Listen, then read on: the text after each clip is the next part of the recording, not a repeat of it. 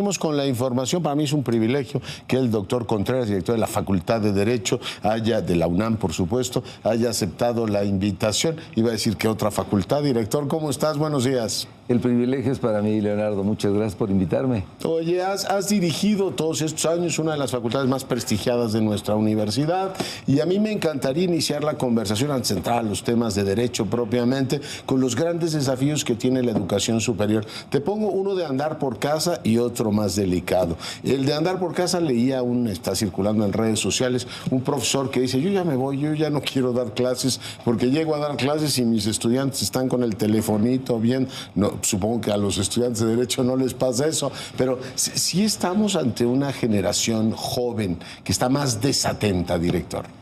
Mira, que el tema del teléfono. En Gran Bretaña los han prohibido en las escuelas, es decir, a ver, no puedes venir a clase y estar con el telefonito pendiente, director. Mira, es cierto que estamos viviendo y conviviendo con una generación de jóvenes muy diferentes. Y creo que el factor que vino a detonar más este cambio fue la pandemia. Quien haya dado clases antes de la pandemia y no haya continuado de manera presencial, te puedo decir que ya no tiene el pulso de lo que es ser profesor. Los jóvenes regresaron después de la pandemia muy afectados, sobre todo los que llegan a la facultad, pues algunos de ellos brincaron de la secundaria casi a la licenciatura, porque su bachillerato lo pasaron encerrados en la casa. Entonces, cuando las hormonas se manifiestan en la adolescencia, cuando empiezan a vivir, se la pasaron encerrados, con miedo y conectados a las redes. Tomaron clases más de 2 años a través del teléfono celular o de la computadora. Entonces, es normal que están habituados a tener ese contacto. Pero creo que están reaccionando muy bien. Creo que si tienes la suficiente ¿Tú no prohíbes empatía, que lleven celular a clase? No, no lo prohibimos, pero la Facultad de Derecho, como les enseñamos el deber ser, los profesores tienen una manera muy especial de conducirse y es muy difícil que un joven esté desatendiendo su clase en la Facultad de Derecho. Normalmente, de manera presencial, los jóvenes están regresando y se están reanimando mucho y felices de estar otra vez en convivencia. Pero es un gran tema este que dices, ¿no? Fue su socialización, fue su mundo durante años. El tema de cómo ser originales en los tiempos en los que es más fácil copiar o plagiar. ¿Cómo están fomentando entre los jóvenes esta idea de, chicos, hay que leer el texto, hay que tratar de entenderlo y hay que ser creativos, no solamente hay que poner copy-paste, director? Mira, los jóvenes durante la pandemia, contrario a lo que muchas personas critican, quizá haya sido la generación que más haya leído en muchos años. Porque los profesores al principio, como no tenían cómo evaluarlos, como no sabíamos cómo hacerles exámenes en línea, pues los empezamos a calificar a través de encargarles lecturas y trabajos. Entonces leyeron mucho.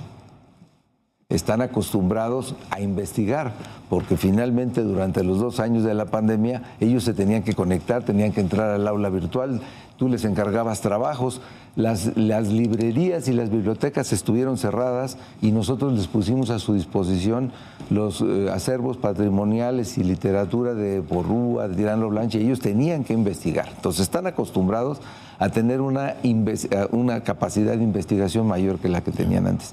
Y finalmente ahora, con esto que nos enseñó la pandemia, seguimos con una educación híbrida, presencial, y seguimos teniendo actividades en línea.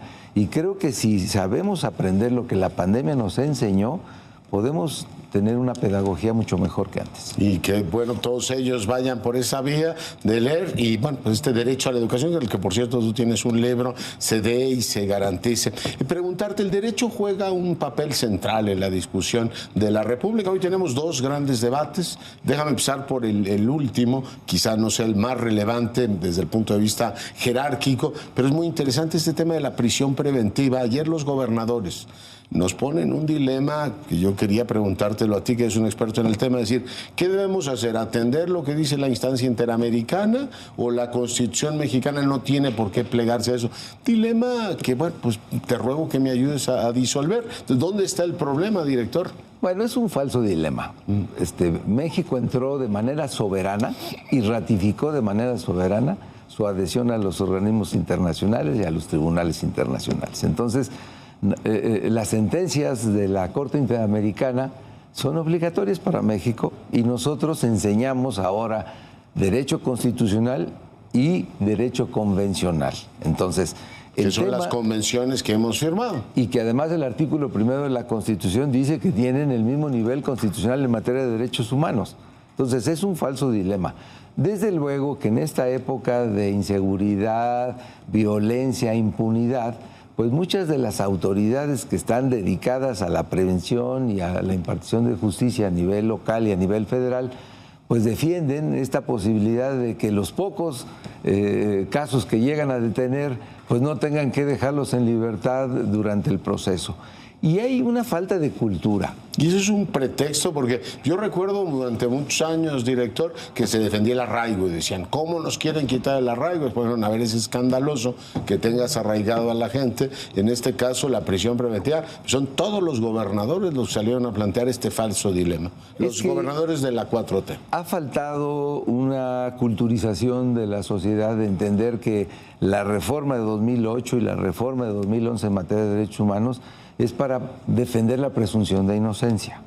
Nadie debería de ser preso y condenado hasta que se demuestre su culpabilidad.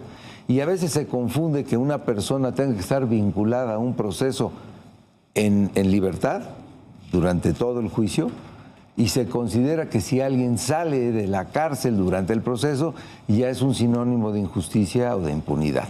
Entonces, el arraigo y la prisión preventiva aplicada de manera oficiosa son inconvencionales. La Corte lo ha dicho y ha emitido sentencias muy duras, incluso nos han recomendado hasta hacer una reforma constitucional.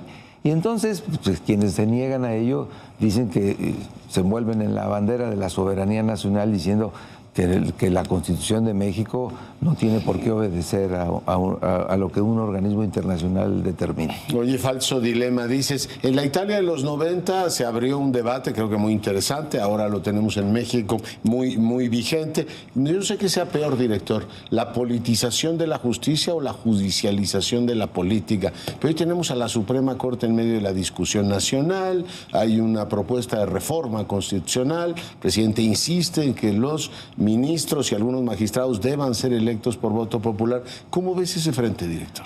Pues a mí en lo personal no me gusta la idea de que los ministros, los magistrados y los jueces fueran electos, porque por dos razones. Primera, porque eso convocaría la participación de los partidos políticos. Si los vamos a elegir a nivel nacional, la única forma de hacer llegar las candidaturas, aunque pasaran por un filtro y se seleccionaran la lista muy bien con perfiles, se requeriría de los partidos políticos. Sería algo parecido a la tómbola que vimos ayer, pero ese es para cargos de elección popular. Por eso, y ese es lo primero que me preocupa, la intromisión de los partidos políticos. Y la otra, de que entonces los tres poderes, el Ejecutivo, el Legislativo y el Judicial, serían electos de manera mayoritaria y de manera partidizada. Y entonces te preguntarías, ¿y quién va a defender a las minorías? ¿Quién va a llevar la voz de respeto de la Constitución, de controlar al poder, si todo lo que se aplique por los tres poderes es electo en términos mayoritarios y con la presencia de los partidos políticos que ganaría todos los tres poderes en una elección? Entonces, la Constitución reconoce democráticamente que quien gobierna son las mayorías, pero respetando los derechos humanos de las minorías. Y a mí me preocuparía que los derechos de las minorías ya no tuvieran interlocución porque todo es mayoritario. Y el protagonismo político de los ministros, bueno, Saldívar en medio de la discusión nacional, que si recibía órdenes, que no, bueno, ya lo dijo el jefe del Estado, tienes a la llamada ministra del Pueblo ya con un texto todos los domingos en el Universal diciendo puntos de vista diferenciados. ¿Eso ayuda a que se politice tanto la justicia o los colegiados deberían ser, a pesar de que los vemos deliberar en el canal de Justicia, en Justicia TV, más reservados, director? Yo creo que en esta época los representantes del Poder Judicial tienen que estar mucho más en contacto con la ciudadanía, tienen que rendir cuentas, tienen que explicar sus acciones como todos los servidores públicos. Yo no veo mal que los ministros salgan a la academia, escriban, expliquen sus sentencias. Lo que estamos viendo de politización de la justicia es precisamente porque estamos viendo pues una interacción entre el Poder Ejecutivo y el Legislativo. Hacen una reforma que no siempre está bien estructurada, que no siempre es constitucional o convencional, y entonces la Suprema Corte tiene que cumplir con su labor de ser contrapeso y de revisar la constitucionalidad, y eso es lo que se está convirtiendo en una politización, esta confrontación de poderes. Pero bueno, en el ámbito democrático para eso están diseñados, para que sean pesos y contrapesos. Pesos y contrapesos. También es un falso dilema esto de que la Corte viola la función o que usurpa la función mayoritaria de la Cámara revisando algunas de sus legislaciones, ¿no? Esa es su tarea. Pues nos debería de preocupar si no lo hiciera.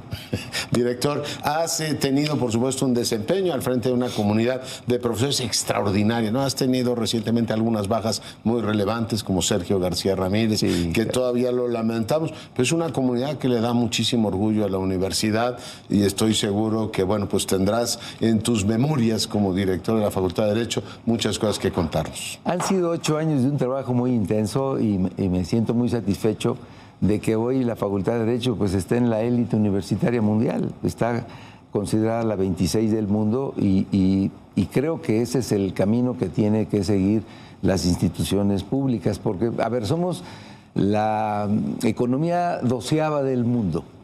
No debe de sorprender que la UNAM, que es el proyecto educativo más importante del Estado mexicano, esté precisamente codeándose con universidades privadas y públicas que cobran a veces unas colegiaturas estratosféricas y que nosotros podamos demostrar al mundo que es posible dar educación masiva y al mismo tiempo de excelencia y casi gratuita. Sí, sí, sí. Para mí eso es rendición de cuentas y la gente que entra, los chicos, chicas que entran a la Facultad de Derecho saben que su vida puede cambiar y que hay ahí pues muchas cosas, que un sistema educativo de excelencia pero al mismo tiempo abierto a la gente, bueno, pues es un servicio a la nación. Director, felicidades y gracias por venir. Muchas gracias, Leonardo. Yo he caminado estos 8 años al lado del rector Leonardo Lombelí, primero como secretario, ahora como rector, y sé que él tiene la experiencia, el conocimiento y todos los instrumentos para seguir impulsando a nuestra universidad para que siga siendo un orgullo de México. Lo será. Director, muchas gracias. Bueno, el director Raúl Contreras.